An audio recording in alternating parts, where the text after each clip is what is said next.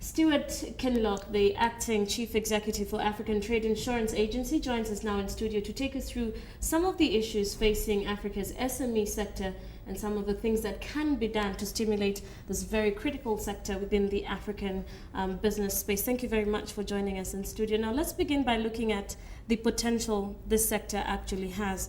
Experts say it has greater potential for employment creation, more than even government or the formal private sector, so to speak. Do you share in this opinion, and is the sector given the criticality it deserves? Well, yes, I certainly believe that the SME sector is the future dynamo for African growth. There are a lot of graduates coming out of university today with great ideas, but the thing that holds back the SME sector is, of course, a lack of financing. Talking about lack of financing, in Kenya, for instance, during the post-election violence, the private sector, the small and micro enterprise sector didn't have enough funding, to push them through that very difficult time. What are the things, or some of the things that can be done to actually provide funding to this sector? Well, one of the initiatives that's coming on the fringes of the AGOA conference is that the African Trade Insurance Agency is combining with Opic, and Opic are a provider of finance where the African Trade Insurance Agency is not. And so we hope to be able to bring a little bit of stimulation to the SME sector in combination with Opic and in combination with exporters exporting to the USA, and of course exporters in the USA exporting back to Kenya.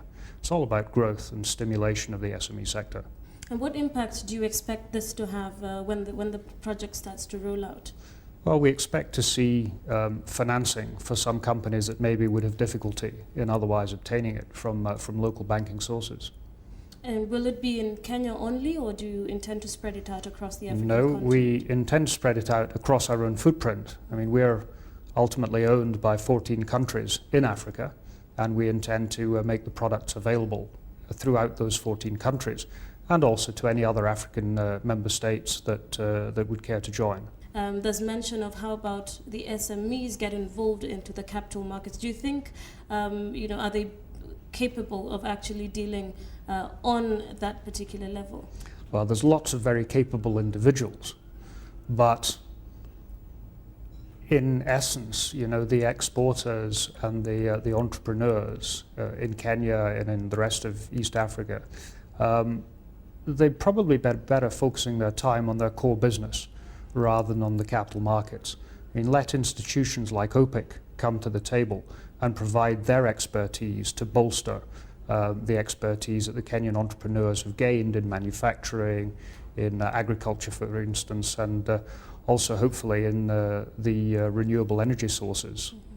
And looking at the opportunities the AGOA market currently has for the SME sector, do you feel that the governments are giving enough support? A real emphasis needs to be put not just into lip service, but into action to make it easier for exporters to get their products overseas. And to bolster that further, look at the infrastructure. I mean, the road system between Kampala, Nairobi, Mombasa, it's fairly shocking. And although a lot of work has been done, we need to revitalize the rail system to go along with the road system.